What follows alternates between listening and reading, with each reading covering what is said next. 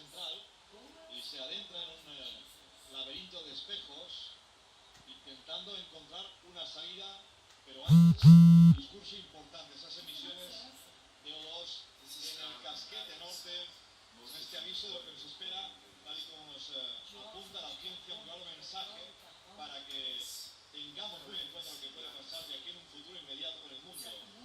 Esta imagen muestra cómo en la parte de arriba, en la parte norte, se produce un calentamiento global. Y eso, la NASA ha enviado estas imágenes de cómo sube la temperatura de los casquetes polares, cómo se va calentando y cuál ha sido el deterioro en los últimos 800 años. Nunca se había visto algo similar.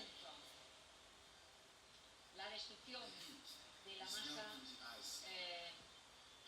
polar. Fíjense, la Administración Nacional Oceánica y Atmosférica ha hecho que en los últimos 40 años este haya sido el proceso de destrucción.